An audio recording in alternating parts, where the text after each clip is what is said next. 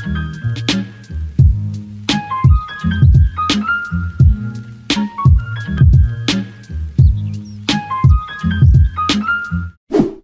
umur 5 tahun diwajibkan untuk menerima vaksin.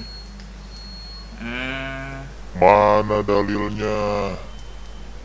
Pemerintah akan mengadakan PPDB untuk sekolah. Jadi sekolah ini sekarang dibatasi. Emang ada dalilnya? Penjualan pajak rokok menurun atau naik sih tiap tahun. Mana dalilnya?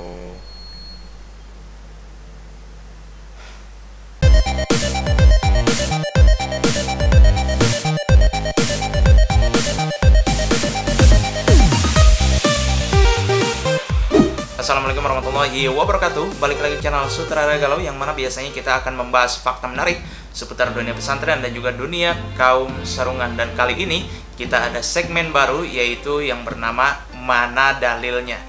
Nah, dari beberapa kawan-kawan santri mungkin, atau bukan kawan-kawan santri aja, mungkin atau ada ustadz-ustadz, atau ada para kiai-kiai dan tokoh masyarakat, mungkin ada beberapa yang kesal, atau mungkin ada beberapa yang mungkin kurang nyaman dengan pertanyaan mana dalilnya. Tiap masyarakat datang atau tiap orang datang ke rumah mungkin menanyakan suatu permasalahan, ujung-ujungnya malah nanya mana dalilnya. Kita habis bahsul masail ataupun debat atau ya latihan musyawarah lah dengan kawan-kawan yang ada di pesantren, terus kita udah memberikan argumentasi kita, ujung-ujungnya malah nanya mana dalilnya. Oke.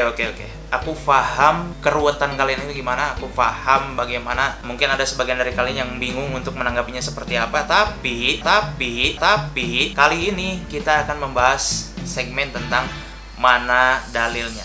Dan di episode pertama kali ini kita akan membahas seputar hal-hal yang salah kaprah, sebenarnya dibilang salah kaprah di balik pertanyaan mana dalilnya. Oke, beberapa materi aku ambil dari bukunya Gus Nadir yang berjudul Ngaji Fikih.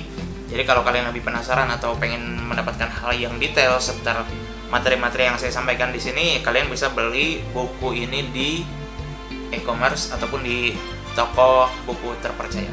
Oke? Nah, langsung aja kita bahas topik utama kali ini, yaitu salah kaprah tentang pertanyaan mana dalilnya. Salah kaprah yang pertama yaitu adalah tentang seseorang yang biasanya menanyakan dalil. Mereka itu salah kaprah tentang mereka itu mungkin berpikir bahwasanya yang namanya dalil itu hanya ada dari Al-Quran dan hadis. Selain dari Al-Quran dan hadis itu tidak disebut dengan dalil. Padahal dalil-dalil itu yang pastinya kita ketahui sekarang ini ada yang namanya dalil nakli dan juga ada yang namanya dalil akli. Kalau dalil nakli sudah jelas itu terdapat dari Al-Quran dan hadis, seperti itu. Jadi orang-orang yang punya pertanyaan dalilnya mana, di balik pertanyaan itu ada salah kaprah tentang berpikiran kalau dalil itu hanya terdapat dari Al-Quran dan hadis. Salah kaprah yang kedua yaitu adalah mereka beranggapan bahwasanya selain dari Al-Quran dan hadis itu tidak disebut dengan dalil. Padahal ulama-ulama mazhab 4 seperti halnya Imam Hanafi, Imam Maliki, Syafi'i, dan Hambali itu memasukkan ada yang namanya metode ijma, ada juga yang namanya metode qiyas dan lain sebagainya, yang mereka gunakan untuk melakukan atau untuk mengambil dalil-dalil dari suatu hukum. Ada cerita menarik, yaitu ada seorang sahabat yang bernama Mu'adz bin Jabal. Jadi beliau ini adalah utusan yang diutus oleh Rasulullah SAW untuk pergi ke suatu tempat menyampaikan kabar bahwasanya ada agama yang bernama agama Islam, ya seperti biasalah kayak gitu ya. Nah, ketika itu sebelum Mu'adz berangkat pergi ke suatu tempat tersebut, oleh Rasulullah itu ditanya, Mu'adz, kalau kamu menemukan suatu permasalahan, dari mana kamu akan mengambil dalilnya? Beliau menjawab dari Al-Quran. Oke, beliau menjawab dari Al-Quran. Kemudian Mu'adz ditanya lagi, kalau memang di Al-Quran nggak ada, kamu bakal ngambil dari mana? Nah, kemudian Mu'adz menjawab, kalau memang di Al-Quran tidak ada, saya akan mengambil dari hadis-hadismu ya Rasulullah. Kemudian Mu'adz ditanya lagi, kalau memang di Al-Quran dan hadis itu tidak ada, kamu bakal ngambil dari mana dalilnya? Seperti itu. Kemudian Mu'adz ini menjawab, saya akan berijtihad, seperti itu. Dan Rasulullah itu pun mengiyakan dan juga sepertinya membenarkan apa yang dilakukan oleh Mu'adz nanti, yaitu ketika suatu permasalahan itu memang dalilnya itu tidak terdapat di Al-Quran dan hadis, Mu'adz di sini menggunakan ijtihadnya untuk menjadikan ijtihad tersebut sebagai dalil dari suatu permasalahan seperti itu. Jadi yang namanya berijtihad itu, atau mungkin apa yang dilakukan oleh para ulama, seperti halnya berijtihad mendirikan mazhab Syafi'i, Maliki, Hambali, dan Hanafi, itu juga termasuk dalil. Jadi ini juga berkaitan dengan pembahasan yang pertama, bahwasanya dalil itu tidak hanya terdapat dari Al-Quran dan hadis, tapi juga bisa didapat dengan cara berijtihad. Dan hal ini juga dibuktikan bahwasanya ada suatu riwayat, yaitu ketika Sayyidina Abu Bakar mendapatkan suatu permasalahan dan beliau mencari dalilnya itu dari Al-Quran dan hadis, tetapi dalil dan hadis dari Al-Quran dan hadis itu nggak ditemuin. Akhirnya sama Abu Bakar di sini, Sayyidina Abu Bakar di sini, masalahnya tersebut dimusyawarahkan oleh beberapa sahabat, dan hasil musyawarahnya itu menjadikan dalil dari atau jawaban dari permasalahan tersebut. Dan hal ini juga bukan dilakukan hanya oleh sahabat Abu Bakar saja, melainkan beberapa sahabat terkenal yang lain seperti Umar bin Khattab dan lain sebagainya.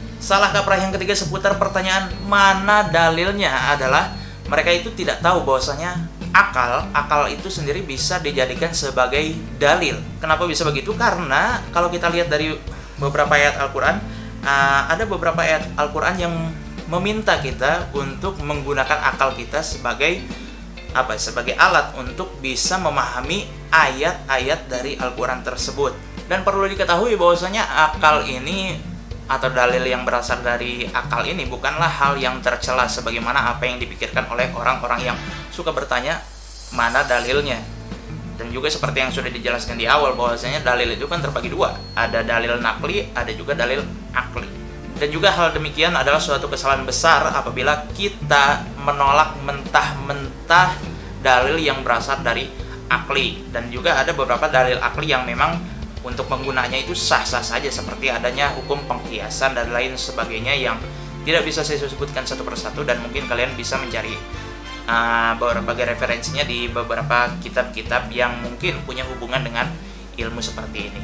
Intinya Al-Quran dan hadis itu tidak melarang bahwasanya orang itu menggunakan akalnya untuk mendapatkan dalil dari suatu permasalahan. Hanya saja penggunaan akal di sini harus dibatasi, tidak bisa semena-mena sampai akhirnya untuk menghukumi suatu perkara itu terlalu dihukumi bebas, dan itu kan sangat melanggar aturan-aturan yang sudah ditetapkan oleh Al-Quran dan hadis. Dan salah kaprah yang keempat seputar pertanyaan mana dalilnya, yaitu adalah mungkin orang-orang beranggapan bahwasanya kalau kita sudah menemukan suatu dalil dari suatu permasalahan, kita beranggapan ulama-ulama itu mungkin sudah bersepakat atas permasalahan yang sudah terjadi, dan dalilnya itu sudah disepakati oleh keseluruhan para ulama atau mayoritas para ulama. Tapi sebenarnya hal itu tidak sepenuhnya benar juga, karena ada berbagai macam ulama itu yang pastinya ulama-ulama itu sendiri punya metode sendiri dalam memahami suatu dalil. Kalau kita teliti lebih lanjut di ilmu permasalahan, ilmu seperti usul fikihnya, nah di usul fikih sendiri itu ada yang namanya ilmu istidlal. Jadi kalau ini ada dalil itu adalah objeknya, istidlal itu adalah cara untuk memahami objek tersebut atau menganalisis dalil tersebut.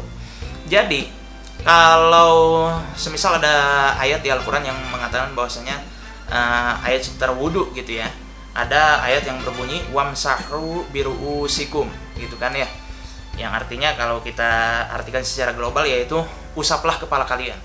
Dan mengusap kepala itu sekarang menjadi rukun daripada wudhu, seperti itu kan ya. Ulama sendiri itu punya metodenya masing-masing dalam memahami suatu permasalahan. Contohnya kalau ulama Syafi'i itu beranggapan bahwasanya huruf ba yang terdapat di dalam ayat wamsahu biru'usikum itu, ba-nya di situ memiliki makna tab'id atau sebagian. Tapi ulama yang lain mengatakan bahwasanya ba-nya di sini memiliki makna iltisaq, yaitu harus secara keseluruhan. Jadi makanya itu kita kalau antara mazhab Syafi'i dengan mazhab yang lain, ada mazhab yang lain itu kalau wudhu itu harus secara keseluruhan kepala, ada mazhab yang Syafi'i itu cukup sebagian kepala saja, bahkan mungkin satu rambut juga sudah mencukupi dari rukun wudhu tersebut. Jadi artinya dalil yang digunakan oleh para ulama itu sama, tapi tidak memungkinkan atau memungkinkan dalil yang satu itu memungkinkan untuk berbeda pendapat, ya. Jadi dalilnya satu, tapi metode untuk memahami dalil tersebut dan juga pendapat-pendapat ulama pasti berbeda-beda. Dan hal ini tentu saja memudahkan kita sebagai umat Islam, apalagi bagi orang awam. Kalau orang awam mungkin bisa ikut yang mana aja, tapi kalau buat santri sebenarnya harus lebih diteliti lagi, karena kalau sudah masuk ke sini berarti harus memahami yang namanya ilmu tarjih, yaitu ilmu yang membahas tentang mana dalil yang lebih kuat untuk dipakai, seperti itu. Jadi kita ambil kesimpulannya bahwasanya salah kaprah yang terdapat di dalam pertanyaan mana dalilnya itu ada 4. Salah kaprah yang pertama salah kaprah yang kedua yaitu adalah mereka secara mentah-mentah menolak dalil yang berada di luar Al-Quran dan hadis, padahal para sahabat sendiri itu mengambil dalil dari cara musyawarah, berijtihad dan lain sebagainya. Yang ketiga adalah mereka beranggapan bahwasanya penggunaan akal untuk mendapatkan suatu dalil itu adalah hal yang tercela. Padahal kalau kita teliti di sini, Al-Quran sendiri kan menyuruh kita untuk menggunakan akal untuk memahami ayat-ayat tersebut. Dan salah kaprah yang keempat adalah mereka beranggapan kalau sudah ada dalilnya berarti ulama sepakat, padahal ternyata enggak. Mereka itu ada yang berbeda pendapat, ada juga yang sepemahaman. Jadi itulah keempat salah kaprah hal yang biasa ditemukan di pertanyaan mana dalilnya. Oke, cukup sekian dari segmen mana dalilnya episode pertama kali ini. Kalau kalian ingin mengikuti saya lagi dan lagi, kalian bisa subscribe channel ini. Dan juga kalau kalian pengen membahas atau mempertanyakan suatu permasalahan fikih seputar hal lain seputar agama, mungkin kalian bisa tanyakan di kolom komentar. Dan mungkin cukup sekian video yang bisa saya sampaikan. Kurang lebihnya mohon maaf. Wassalamualaikum warahmatullahi wabarakatuh.